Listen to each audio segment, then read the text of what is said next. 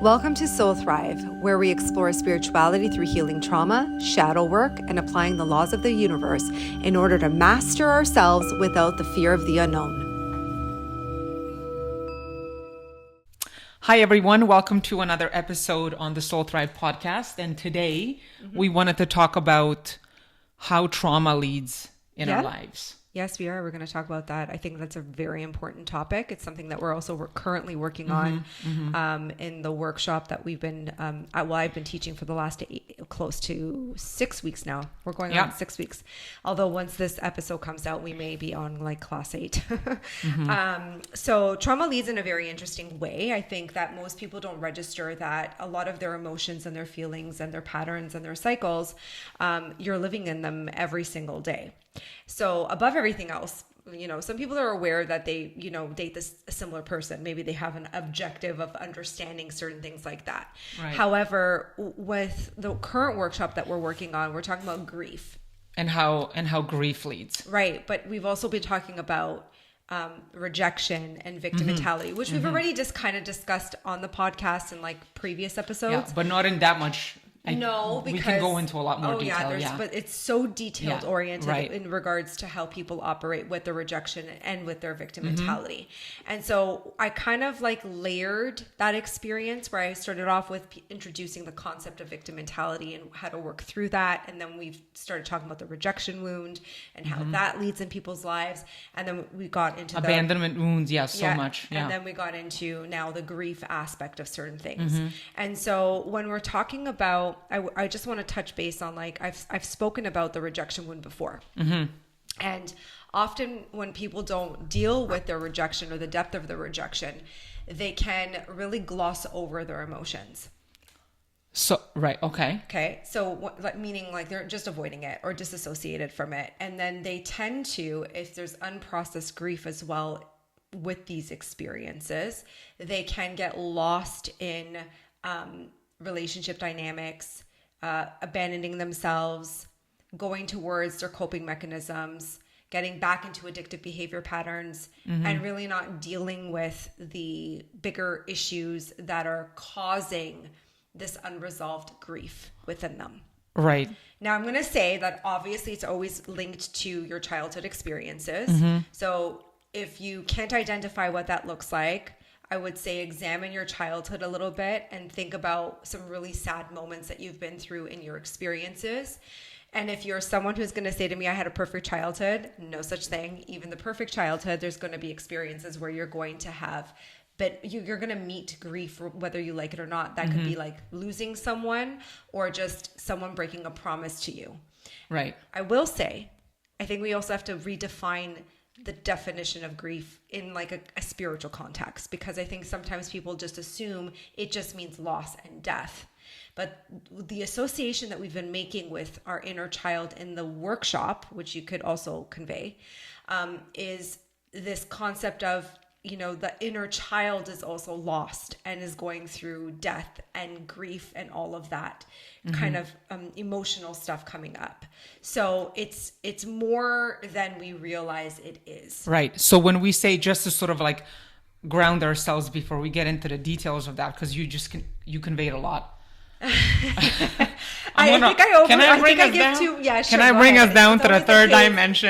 Sure. Yeah, let's do that. Cool. So trauma leading means people have experienced something traumatic before, and as a result of that, they basically don't want to. So they've experienced something traumatic in the past, and they basically don't want to feel the pain that's associated with that, and they keep going through their lives by basically avoiding the pain of not only that original traumatic experience, but all of the other various traumatic experiences that they've experienced throughout their lives up until this point. And a lot of the times they keep attracting the same pain based on the same wound, but they just keep literally not acknowledging that all they're doing is destructive behaviors that are just basically making them run away from the pain and not feel it. So what we're doing when you say coping mechanisms is I'm doing everything I possibly can to not feel these feelings of sadness, rejection, betrayal, fear, loss, Hatred. hatred, abandonment, whatever it is, because there's like so much. Yeah, there's a huge spectrum of emotions that we tend to avoid, whether we like them or not. And then we think, why are we feeling a sense of rejection by the experiences outside of ourselves? Which then, of course, still cause like a lot of grief. Right. So I'm curious, why are we doing grief at this time? Why did you choose grief as a topic? So I think I have to first make individuals understand that because I'm an extrasensory and I tune into everything energetically and collectively all the time, I'm always kind of working with a lot of universal concepts and energy and what the collective is kind of the point of perspective that they're operating with right now. Okay. And right now we do live in a world of duality, whether we like it or not. The world is also very polarized right now in a lot of ways. And there's a lot of situations that have been coming up. You could see it in the news. You could see it in so many different other avenues, right? However, this has been a momentum that's been kind of showing up in the collective since COVID. Okay. And so it is, we have asked collectively for new experiences, change, improvement. We're desiring new experiences, but we're still operating with very low vibrational thought patterns and belief systems and traumas. And so we're trying to move into new timelines. We're trying to move into new energy. We're trying to move into new experiences, but we cannot do that if we do not process these emotions. Right. And so there are a lot of experiences right now that are highlighting grief.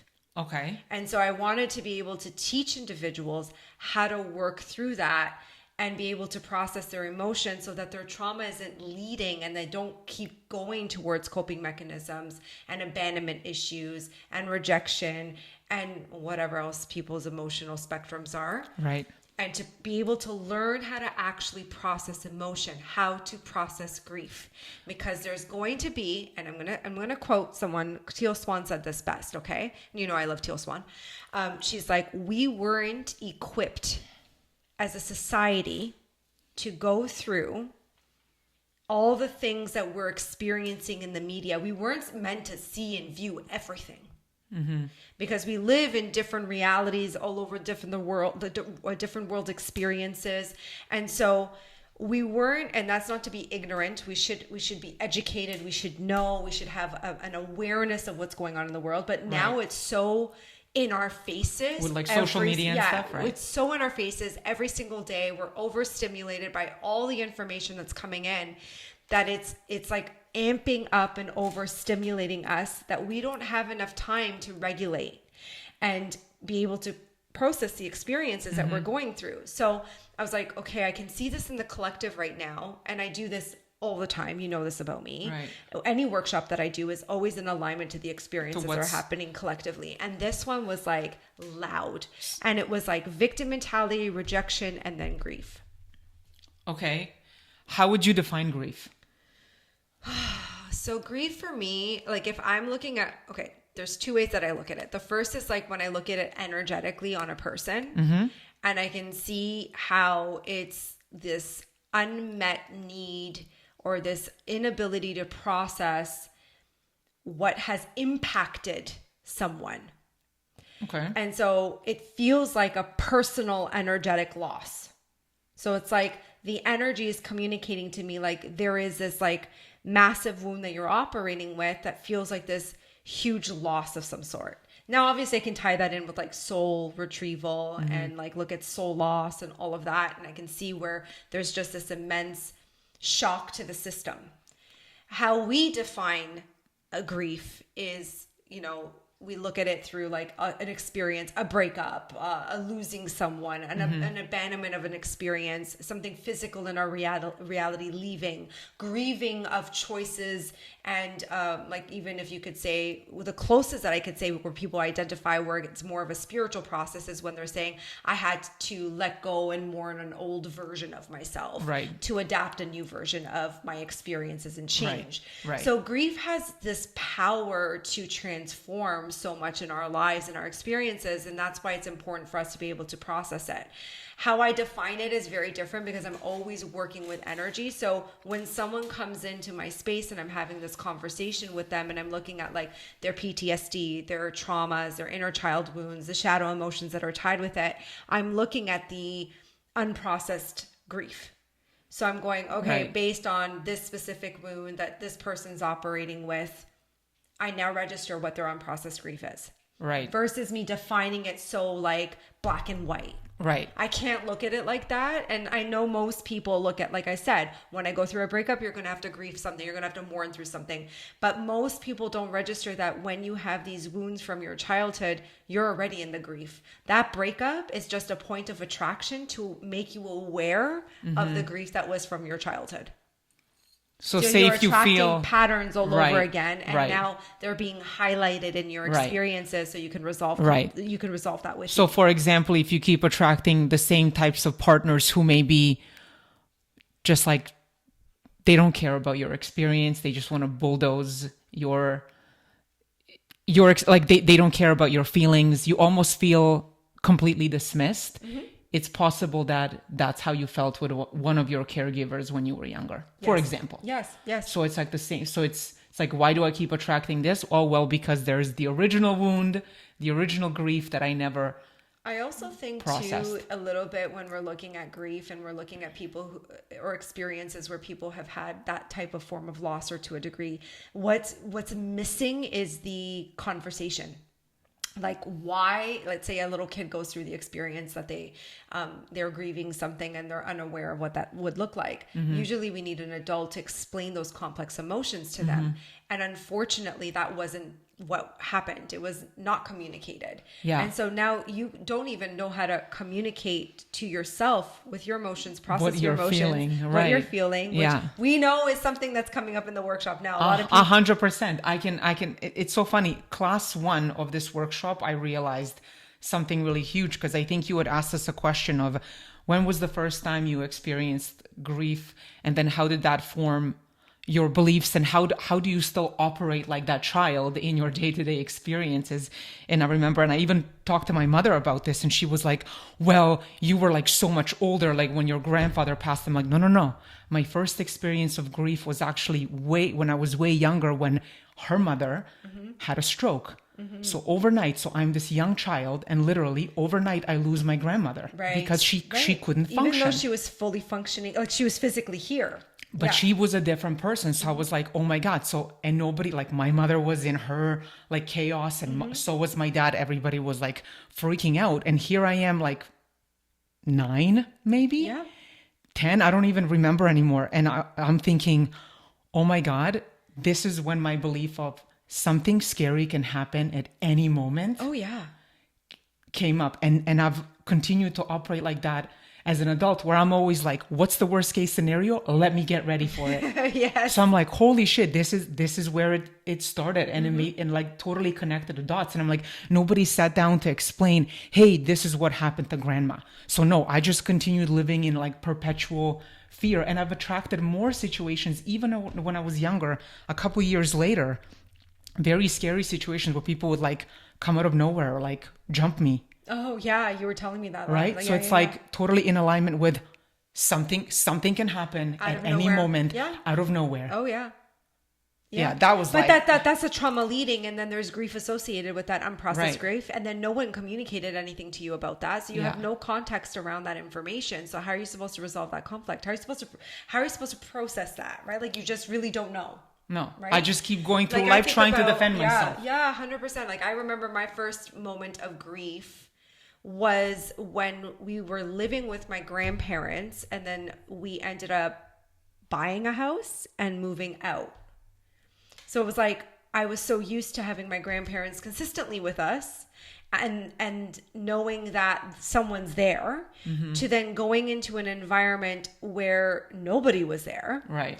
And I remember even like that wound continuing on, even with like walking myself, and the school wasn't far, but I was like 5 years old walking myself to go across the street to the school. But it's a big thing for a kid when you're like, I'm like by myself crossing the street, you know? Yeah. And then someone was supposed to come pick me up from school and nobody showed up. They forgot me. Like, so like the That's brain. like abandonment right there. Exactly. Yeah. So that wound leads in so many different ways. Like for me, it's like nobody's going to show up.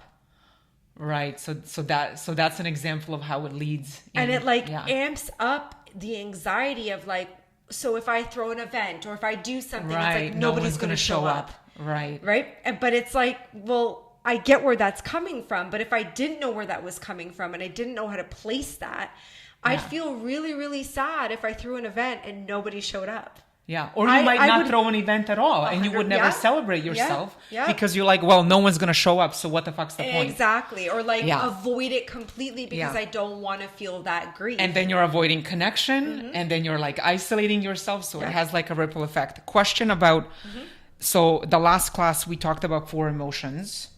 Yes. We talked, and you mentioned victim mentality. We talked about rejection, abandonment, hatred, and fear. What is the connection between those 5 things and grief? So let's take the example that I just gave you, right? Okay. So like the fear of nobody showing up. Okay. Right? So it's a fear. Right. I have to identify, oh my God, like I have got this fear that like nobody's ever going to show up for me. Yeah. Like, Step 1, awareness. Right. And then I may turn at and feel that rejection. Like let's say, okay, you know what? Okay, I've got this fear, but I'm going to face it now, right? And then all of a sudden, oh my God, nobody shows up, right? Like the actual fear shows up and like it actually happened. Like, oh my God, I didn't expect this or whatever. Now this rejection shows up. So that's still leading. Yeah. Okay. But did you also, sorry to interrupt you, did you also not feel rejection when you were younger? Like does it not feel like you were rejected when no one came to pick you up? For sure. That's what I'm saying. They work together. It's like, it's a combination of those things. Abandonment and then rejection. Okay. Right. So abandonment and rejection, they work together. Right. Then it's like, there's this like fear. And then there's usually a hatred that develops to cover. It's a cover emotion. Okay, so you throw a party, no one shows up. Yeah. Now your rejection is amped up. You're like, holy shit, no one. So then what are you going to do to self-preserve? You're going to get really angry and you're going to hate on certain people for not showing up the way that you wanted them to show up for you. Right? And then you'll go into, I don't know, maybe allying, trauma bonding, creating other experiences. Gossiping about them, all that whatever stuff. Else that you would do in order for you to mask how this grief is leading. Right. So, but the hatred is just a cover emotion. It's just showing up to kind of give you this idea that, oh, well, I'm superior. And like, there's like, I don't need anyone. I'm good. You know what I mean? Right. Because you don't want to feel your rejection. Well, of course not. Right. You know, and then it can go into other spectrums too. Like when life feels like a threat all the time, you're always going to want to like self-preserve in some way. How do you think your hatred leads in that experience? Oh, in that experience of something bad's gonna happen. Yes. Well, it's almost like I don't go into I hate on certain experiences. I'm like, well, you know what? I'm not even gonna go do this. Yeah. Right? Like that's stupid. That's not even worth my time. So I'm just gonna reject this potential experience because something bad might happen. Yeah, that's how grief leads. That's how trauma leads. Right. And we do this, you guys. I want you guys to like think about this for a second. I want you to think about that experience for yourself and then kind of identify whatever those emotions are for you. And then see if you could understand like how rejection and then like, even to the victim mentality, the narratives that you're telling yourself, the hatred, how it's showing up or the fear, right? Because it really is creating this block for you to express the pain. The actual it was super, super painful to know that I was forgotten. Right. And how does and that falls into betrayal. I mean, for me, I'm saying like it's for me, like, oh wow, okay, I helped you with this, and now all of a sudden you forgot about me, or like, oh now all of a sudden, like it falls in so many different ways. You would attract so many different situations that are tied to that, like one betrayals. You'll attract, You'll attract people not like valuing you at times. Right.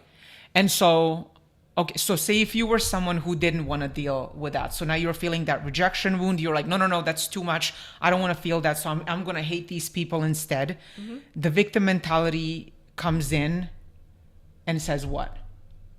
in your Ooh, situation? I haven't touched my victim mentality in quite some time, but if I was to But think would it- about my victim mentality was leading, what would it do? In that situation, would it just be like, all these people are bad people, poor me, no one cares about me? I think I would get, if I was in my victim mentality back the way I used to be. I'm trying to remember how I was when I was younger with that. I think I would play it off. Mm-hmm. And I think that, I mean, in reality, people did show up. It was never like they didn't show Right. up. I think it was just, if they didn't, I think it was more just the anxiety, the anticipation, like, oh my God, this is going to be really bad. Right. Or like, oh my God, Right. this is embarrassing. Or, oh my God, this is shameful. Like, I would go into that narrative. Like, oh my God, you're so embarrassing. But you know? but the victim mentality then, in terms of like, say, even like us who are still like trying to do the work, like the victim mentality comes in to also not let you feel the emotion. Victim mentality is going to come in no matter what the circumstances are. But with the victim mentality, it's more the narratives, whereas a rejection wound will create, and victim mentality is really bad. Both of them are really bad, guys. Please, I wish more people would like pay attention to their narratives. But it will lead in a way where you will go towards relationships, people, and experiences just to feed your void. Right. Just to feel Which is that feel the grief. something. Yeah. Right. Anything. I don't want to be alone. I don't want to feel it. I don't want to feel sadness. I just want to be happy. I'm going to gloss over my emotions. Right. All of that. So people who are, say, constantly in a relationship, who can't be alone. Yes. That's like one way of like. Yeah. Or like, especially if there's like holidays and like triggers. Right. Like, let me get a boyfriend in November. Yeah. Right. Right. Like holiday stuff. Yeah. Like that will amp up more of that grief. Yeah. Yes, absolutely. And then Right. you'll go into your rejection wound, or you'll go into your victim mentality and then create these cycles. Right. Or I guess I know for myself, like another way that victim mentality would show up is it's almost like, I want you to feel bad for me so that you will give me that validation that I'm seeking. Yeah. I've seen instead you do of that. Yeah. the crocodile tears. I know. We've talked about it. Yes. I acknowledge. Yes. Right. Okay. And then there was another, so we talked about sort of like abandonment, rejection, victim mentality, and fears. So those are all like layers beyond this grief, essentially. Yes. So what do we need to do then? Feel your feelings. Which it proves my point. It's not easy. No, because it's the homework not. is trickling in very slowly, because people are like, what the fuck am I supposed to do? Yeah, no, I get that. Because this I week get you that. said, sit with all of these aspects of yours, like sit with your rejection. You have to learn that if you've got these wounds, which everybody does to a degree, Right. I would say they're like the fundamental wounds, right, of the inner child and stuff. They fall in that guilt, trust, all of that stuff, right? You need to learn not to abandon yourself in any moment, which means that also goes with your feelings. You need to learn that your feelings, these shadow aspects of yourself, are not bad.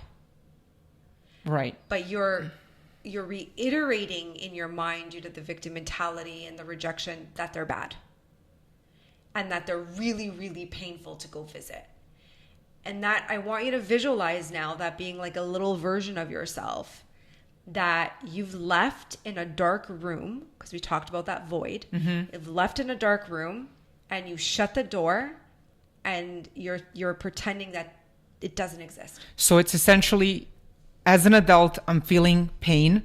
And if I gloss over it, or I don't want to acknowledge it, or I go into a coping mechanism of, I'm just going to go out, I'm going to get into a relationship, I'm just going to go work and excel in my career, to not feel like whatever coping mechanisms, you're essentially, can we look at those feelings, those bad feelings, right, as your inner child basically saying, you need to see me, validate me, sit with my feelings. So when every time you say no. Here's my question. My question. So you've been doing this work for a very long time. Yes. Why do you think it was so hard? To sit with the emotions this week? Yeah. Why was it so hard? What narrative did you have in your mind? There's a victim mentality. And how were you rejecting your wounds? And then how were you hating on yourself? And then abandoning yourself? Yeah. So the question is why? if I've literally given you guys, and I know we're just doing a quick little podcast on this, but like they're literally getting context. You guys are getting so educated on like the whole process of the whole experience, and we're doing 8 weeks of this. Why is it by class 6 nobody can sit with their emotions? Why is it so scary? I guess it's really uncomfortable because I guess we've been told to feel like if we feel this bad about ourselves, something must be wrong with us. That's your belief. Right. That's your story. So it's like, wow, like I'm that messed up. Look how much you're rejecting yourself in that. Right. Like that's how deep your rejection goes. That you have a belief that if I go into the direction of healing myself and feeling all my feelings and not abandoning myself, that there is something really wrong with me. Yeah. That's the polar opposite of what healing actually is. Totally. And I've been sitting with like so many of these emotions, and I think over the years, and I've gotten better, but I'm realizing there are still some aspects where I'm like, it's painful.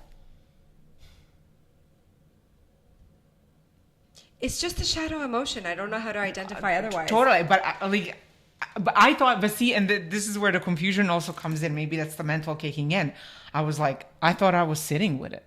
I thought I was feeling it last week. Okay, but this is because so much shit came at me last week, and I felt it. But you have to understand that that's just layers, right? Like we are always looking to peel another layer of that experience, and if we want to get to the depths of grief, and we want to really process grief, a lot's going to come up. Why wouldn't you want to go a level deeper? But I thought that I was. But clearly you acknowledge that you didn't. Yeah, I think I'm going to be honest, a couple of the nights I said, because I usually do this work at night, because, days are busy, all that stuff. Yeah, but that right there tells me so much. Like you're what you're doing. I'm so checked out during the day. You're so checked out during the day, and you're like putting all of that in the room, and then you're setting a timer for how... to feel what happened, to process my day. Okay, but now let's look at, I know that I'm immersed in spirituality all the time. Yeah. Like this is my life, this is my journey, this is who I am, right. This is how I process my experiences, and I'm in it all the time. And you guys have witnessed that I've had a really hard year. Right. Super hard year where so much grief was coming up. But it was also very, very important for me. Like I'm viewing it from such a different point of view, and I'm processing. What's the one thing that you always say to me though? That you're always like, most people going through what I went through. Well, you don't skip a beat. Like you're still going. Yeah. And it's not that I'm avoiding. Right. I'm literally sitting with my feelings. Right. Now I know that I work from home, and like I understand like you guys have kids, you have other things.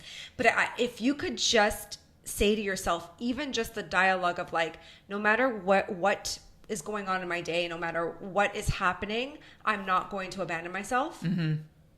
That's better than you saying, I'm going to work on it at night. I'm going to work at it at night. Yeah. Well, that requires like complete presence, moment to moment, even at work, in every meeting. And I get it. Like I'm not there.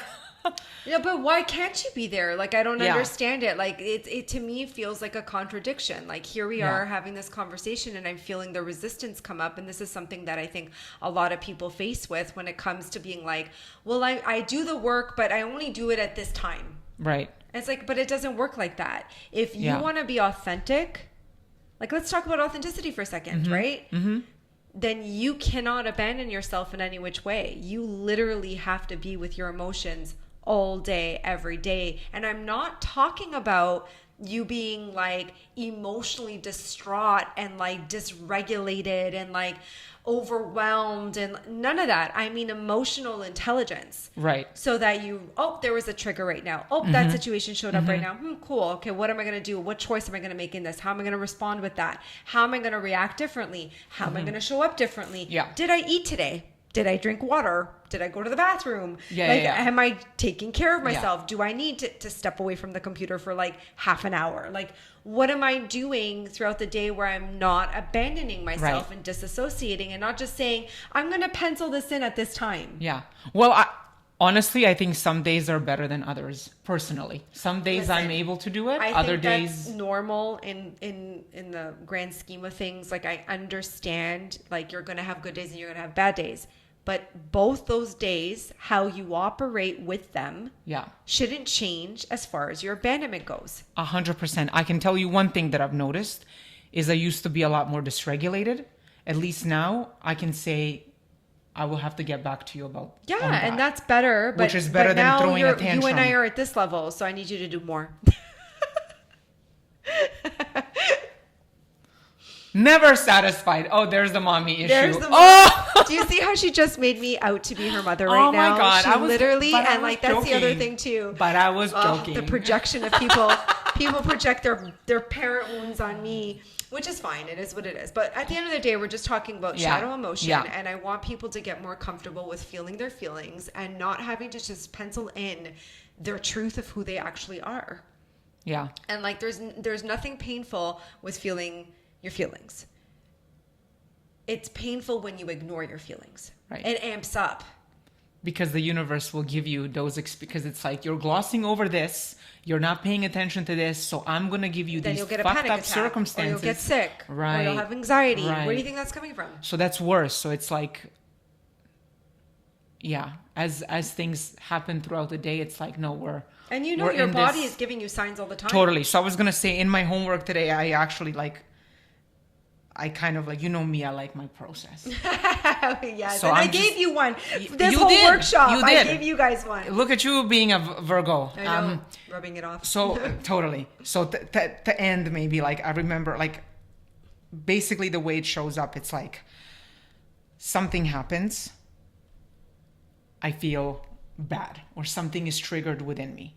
Mm-hmm. So I can either go into coping mechanism, which is like, oh my God, I don't want to feel this, so I'm gonna people please, I'm gonna not say something, I'm gonna bite my tongue, I'm gonna do whatever it is, distract myself, and just not be not want to feel my feelings, is what I'm saying. Most people, when you see them, they give a false sense of happiness. Oh, maybe we need to do another episode with that. Okay, that will be the part 2. Okay. But the process. So something happens. I feel an emotion. I can either go into coping mechanisms, or I can stop and acknowledge that I'm feeling this emotion and say, either I need to pause, I need to regulate myself, or I need to, if I can't sit, here's the thing, say if I get triggered in a meeting, I can't sit in that meeting and be like, well, I'm going to... No. However, if you are triggered in a meeting and you feel a sensation move through your body, all you need to do is say, "I feel you. I register something came up. I'm with you." Okay. Perfect. And then go home, process it. No, you can go to your office and you could sit down and you can write it down. You could take 5 minutes, journal it out, and literally pen to paper, or maybe you have in one of your emails or something that you could set up, a little or a notepad or whatever, and you just go meeting, trigger, this, that, acknowledging it, and then you actually did do something with it, right? And then you can put that aside and move on with it, what you need to do. But I think the key, this is what you are often saying, is you write that down, you process it, you acknowledge it, and then from that space of understanding what the hell just happened, make a choice. Yes. Make a different choice than maybe what you would do when you were reacting in your coping mechanism, because that's the cycle with their rejection, and then they get into their defenses. So it's I'm going to go chase that friend, I'm going to go chase that man, I'm going to go chase that high, I'm going to go whatever. Oh yeah. Versus, that's this is what I'm seeing right now. You asked me the other question collectively about what I'm seeing and why grief is so important right now, because I am seeing that. I am seeing a lot of people right now having their, I guess, tower moments. We've talked about tower moments. Yeah. And they're they're drinking again, and they're avoiding, and they're running away from the problems, and they're really, really chasing the high far more than they are sitting with whatever they're feeling. Mm-hmm. And do you feel like that's the a lot of that is the rejection wound being activated, and them going, I don't want to feel that. Yes. So I'd rather go out and pretend. I guess that's what you mean by a lot of people are just putting it out there, their lives are great and like look at this and look at that, but it's like, why do you need to do that? What are you covering up? What is this grief that you are not processing? Like, yeah, the bigger the show, right? I guess. And that's not to say that not everybody is lying. Like, I'm not here to say or judge anybody by any means, you know. I do think that there are some really happy people out there. But I think that they're also doing a lot of personal self-development work with a lot of that. I just think that there are some experiences where you could really see, and like, it's not, I want people to be more real, but see, like, it's hard. And I get that. It's hard to be more real. But if we could just take a moment and like just sit with what we're feeling and taking the time to kind of just even acknowledge that was a trigger, or I feel upset, or that gives us a better start with working with whatever is going on within ourselves. But grief is, like I said, one of those things that needs to be addressed, especially right now, because so many things are happening and we're going to have to make choices. Yeah. And even collectively, like, to your point, it's like, it's been like hit after hit after hit after hit. Yeah, but that's what I'm saying. Like, since COVID, but this wasn't since COVID. I would go as far back as like 2016, but that's a whole other conversation. The point is, you know, we're having everything highlighted now. And since we're having everything highlighted right now, it's important for us to really be aware, like, really aware of all the things that we're gonna make contact with, gonna have experiences with, gonna show up. Like, there will be a lot of highlighted grief. If you know how to navigate that, you're gonna be 10 steps ahead. Yeah. And to go back to the process, I forgot the last step. Oh, okay. She's going back to the process, guys. She's giving you guys more tiplets, but because I don't remember what I teach sometimes. So if the emotion shows up and I don't want to feel it, and I go into coping mechanisms and abandon myself and I act out of that emotion, my body will eventually tell me you're out of your body and you've been abandoning yourself. Yes. So for me, I already know, like, when my low back starts acting up, or my right shoulder, it's like, you have not paid attention to your emotions. Yeah. And some people right now are having respiratory issues. They're What's having, the significance? like, Is that, lungs, grief, I guess, lungs, like heart lungs, chakra. A lot of the lungs right now are being affected. Heart and lungs, in a lot of ways, are being affected. But I will also say, if you're had stomach issues, that's also tied to the rejection wound. How so? Nausea, any IBS issues. Why stomach? Because that's where the rejection wound sits. A lot of our emotions sit in the sacral. That's why you even said the lower back. Like, your lower back, the sacral area, that's where we house a lot of our emotions, but that's where we also house a lot of that shame and rejection. So the grief is very much in our heart, and our heart can actually be very much tied to our colon. Okay. And so when the heart is impacted in a lot, and we've been impacted a lot, there's a lot going on in the world right now. And we are very much, even if you are not paying attention and you're trying your best to navigate through your experiences, you're still being impacted. Yeah. In a way, right? So the heart chakra is being impacted big time. So I made you guys sit. I'm going to leave you guys with this, okay? Because this is kind of one of the little things that I also did in the workshop. I want you guys to just sit with your heart center and kind of just sit and feel with what's going on within your heart center, and just pay attention to that area specifically, especially if you don't know how to do inner child work. Just sit with the heart area and just kind of pay attention to that, and give yourself time every single day to be with that space, and try to open it up. Try to, like, set the intention that you're going to open your heart up. I will give a disclaimer though. When you start opening the heart chakra, grief's going to come up whether you like it or not. Yeah, but it's going to catch up with you regardless, right? Yes. Well, it's going to come in other ways, yeah, right? But this would be a good fundamental to start with, so that you're more in control with what's coming up, because you've already started that awareness process. Right. Okay. All right. Thanks, guys, for tuning in. Hopefully that was clear and understanding, you know. Clear as mud. Have a good one, guys. Bye.